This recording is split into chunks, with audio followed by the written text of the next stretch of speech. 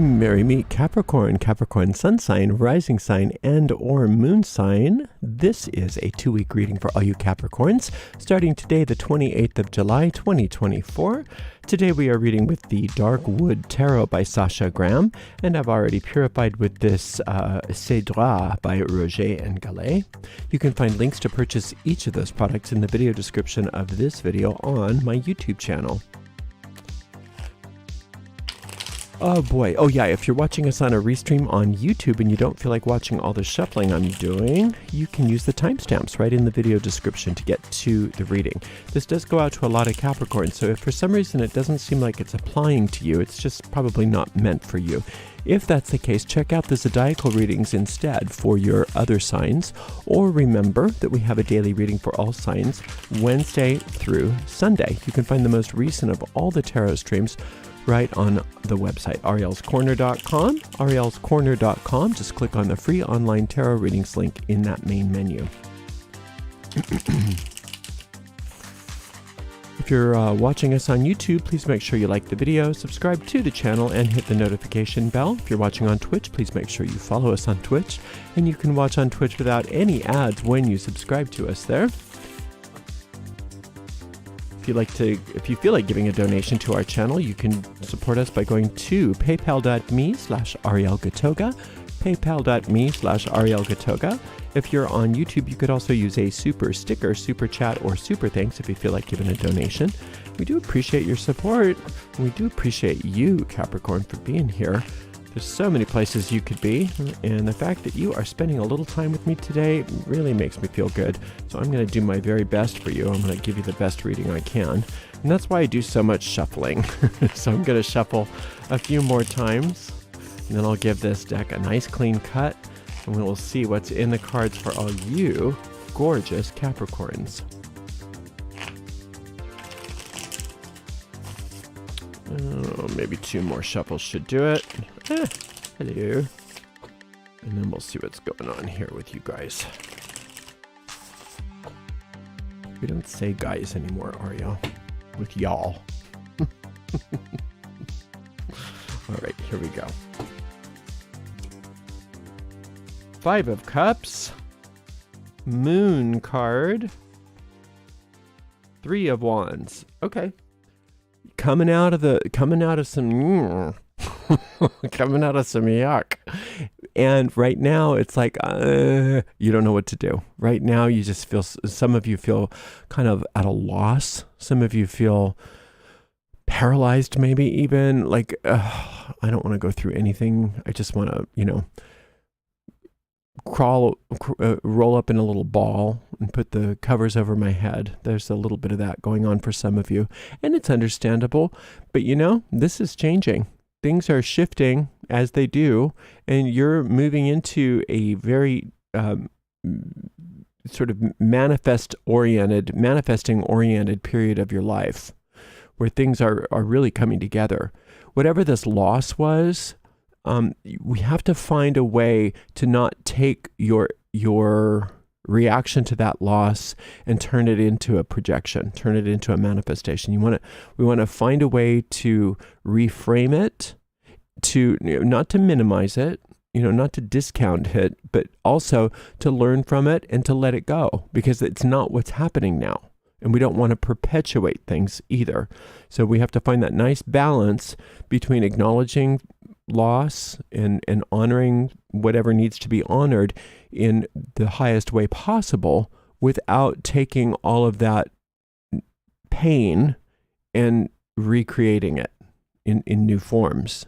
And that can be a challenge, but you're up to it, because where you're headed really has to do more with your work, your career, and that's good news for a Capricorn.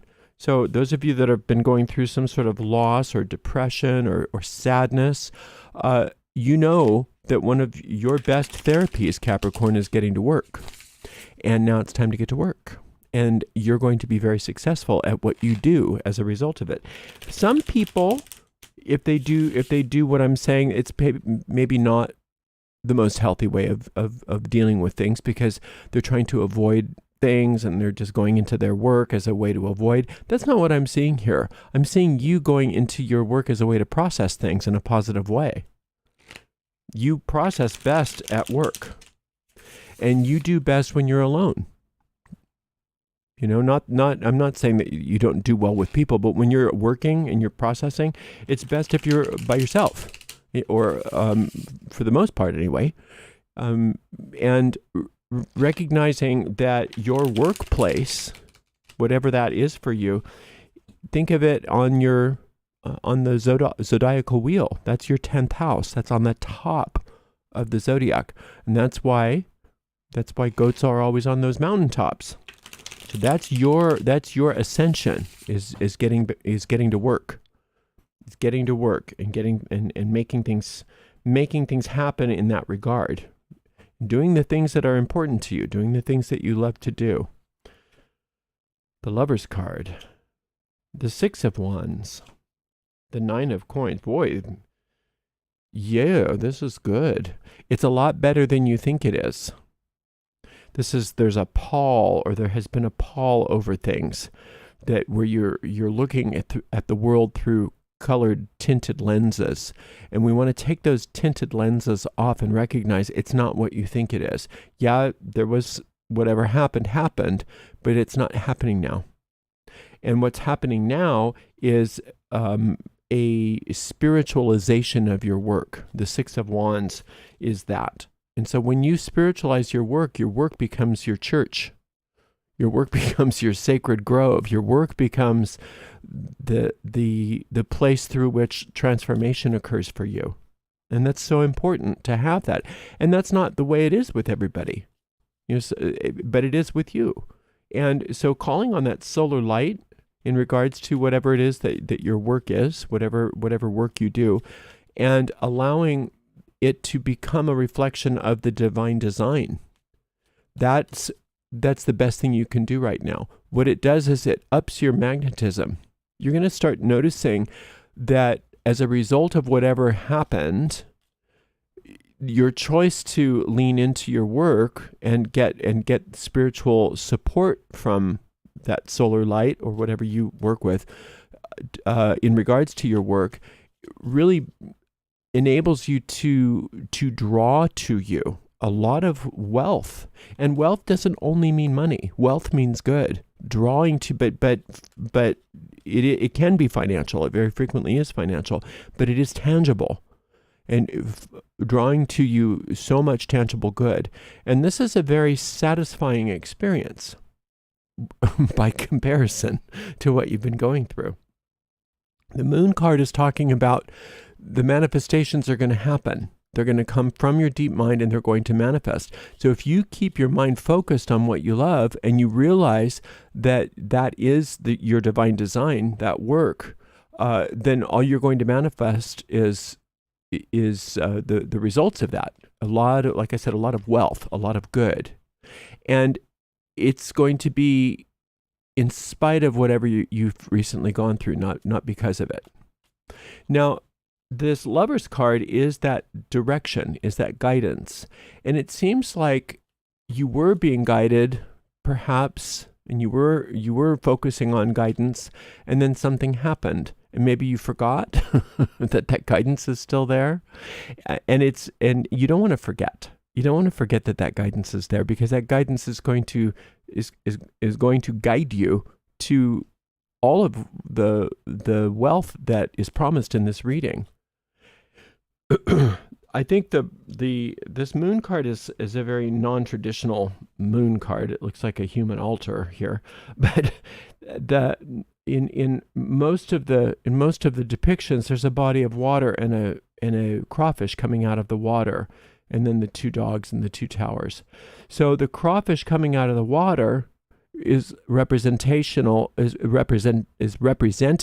of the ability of the deep mind to manifest things, is to have your manifest reality be created out of the depths, out of the nothing, out of the deep unconscious mind.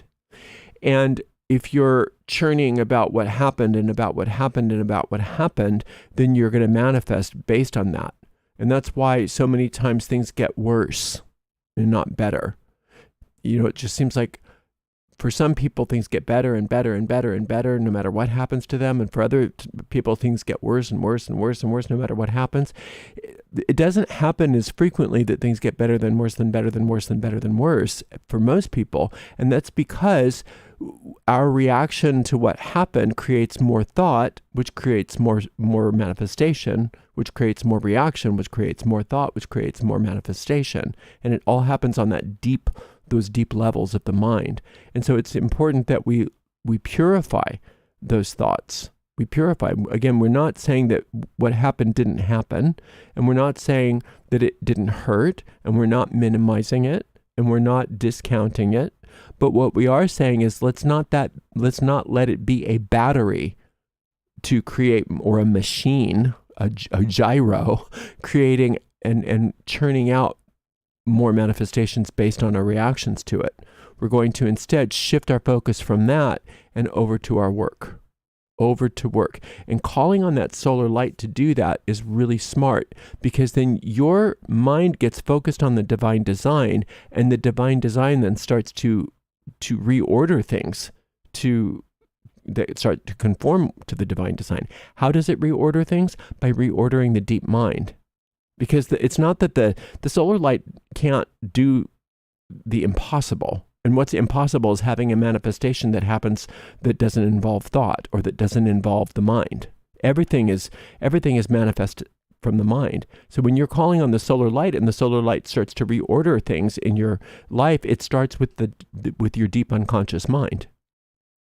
And that's why when you start working with the solar light, very frequently you get more inspired to do things. You get more motivated to do things that you weren't interested in doing before. And that's because we've asked for that solar light to start to bring into the depths of our unconscious mind the seeds of thought, which are the divine design, rather than our reactions to what we think is happening. So listening to that divine guidance is still important. And when you get that that solar light working through you, that guidance is much more clear for you. So as far as meditations, today we have 2. And so you've got a couple weeks. You could probably get through them both if these are interesting to you, the idea of these meditations. The Lover's card is going to be very helpful for those of you who want to get back into, and I recommend that you do, get back into being guided rather than making up your own mind all by yourself based upon your reactions. You don't want your reactive mind to be in charge. You want your inspired mind to be in charge. So that is here it is. The meditation for that is called Receive Guidance on a Choice or Decision. That's the meditation for the Lover's card. And then the one for the Moon card is called Healing the Deep Unconscious Mind. And the one I would work with daily if you have time, because you can do it in just a minute. It's less of a time commitment, is the Solar Light meditation. And you can find all the links to those meditations right in the video description of this video on YouTube. The Solar Light meditation, you can also just go to YouTube and search Gatoga Solar Light. If you can do that every day, or maybe a couple times a day, you can't overdo it.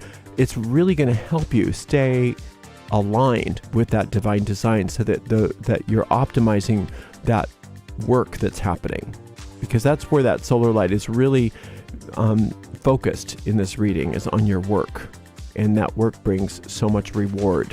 So I know it's been hard for some of you, but that's not the totality of your life anymore. And we want to put the past in the past. Again, not discounting it. We don't want to do that, but don't allow the past to inform your manifestations anymore. So working with that solar light, getting to work, really leaning into your work in a positive way, and allowing yourself to be guided, and allowing yourself to increase your wealth as a result of all of that. Working with that solar light every single day is a smart idea.